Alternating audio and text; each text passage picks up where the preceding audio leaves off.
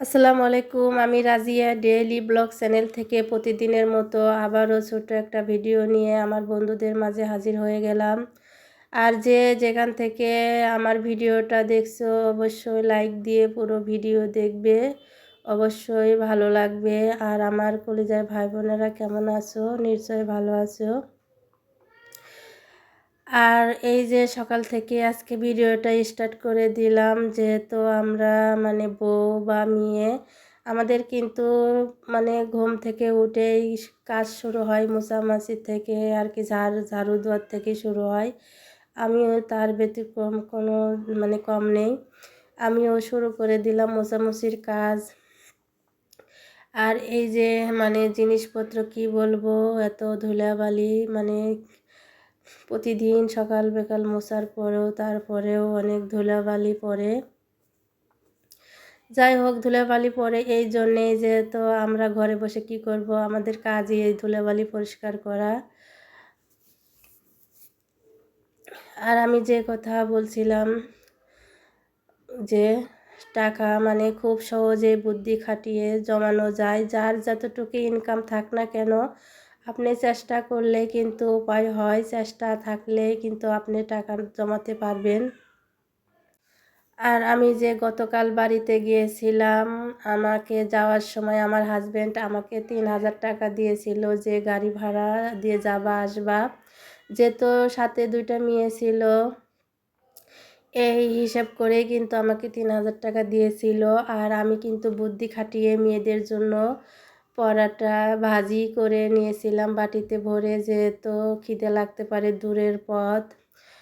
আর আমাকে বলছিল হোটেলে ওদের খাওয়াতে। আমি ভাবলাম যে হোটেলে গেলে তো 1000-1500 টাকা কিছুই হবে না, এর কাম নাই, আমি বাটিতে খাবার নিয়ে যাই। আর এই যে মানে এখানে বড় একটা খাট ছিল, খাটটা কিন্তু আমি খুলে ফেলে দিয়েছি, যেহেতু খাটের জন্য আমার রুমের মধ্যে জায়গা একদমই থাকে না। এই জন্য খাটটা খুলে আমি এই জাজিমটা কিন্তু ভাঁজ করে এক সাইডে রেখেছি।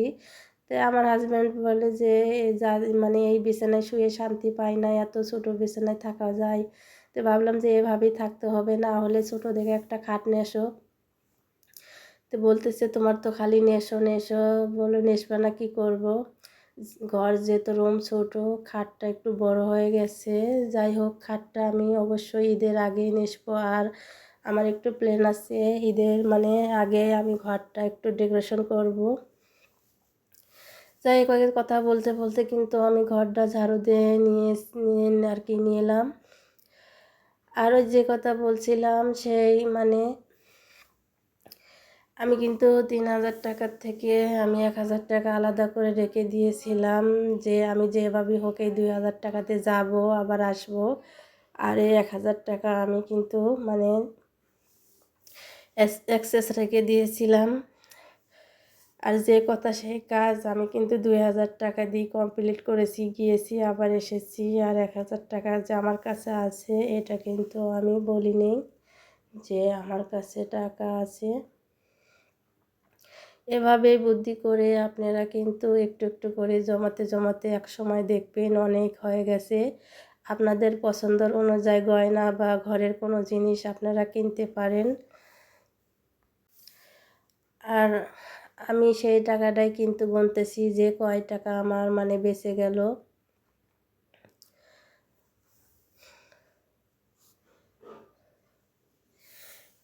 এখানে কিন্তু 1070 টাকা ছিল, খরচ করে 1070 টাকা ছিল।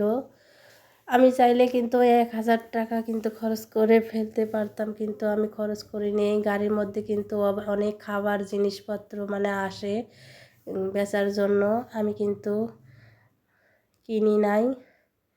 একটু হিসাব করে চললেই কিন্তু অনেক টাকা আয় করা যায়।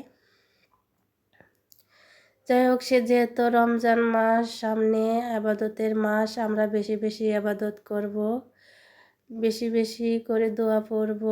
আর 1 মাস রোজা তো থাকতেই হবে। আর এই যেগুলো আমি নিয়ে গেছিলাম পরা হয় নাই, আবার ব্যাগে ঘুরে এনেছি। আর কি শখ, আমি বসে বসেই একটু পড়লাম। আমার ভাগ্নির বিয়ের কথা ছিল, কিন্তু বিয়েটা যে কোনো কারণেই ভেঙে গিয়েছে, হয় নাই, এই জন্য আর পড়াও হয় নাই। যাই হোক, যেভাবে নিয়ে গেছি সেভাবেই আবার ঘুরে এনেছি, তাই বাসায় একটু পড়লাম। আর আমরা রমজান মাস আসার আগেই একটু ভারী কাজগুলো করে নিব, যেহেতু খেতা কাপড়গুলো পরিষ্কার করা আর কি, ঘর দরজা ঝাড়া, যেহেতু রোজা থেকে অনেক ক্লান্ত লাগে, মানে বেশি কাজ করতে মন চায় না। তাই আজকে অনেক মানে খাতা কাপড় ধুয়ে নিয়েছি, সেগুলো আর ভিডিও করা হয়নি। আর এই যে আমারকে একজন এই যে পাতিল ধরা নুসুনি গিফট করছে, সেটাও আপনাদেরকে একটু দেখালাম।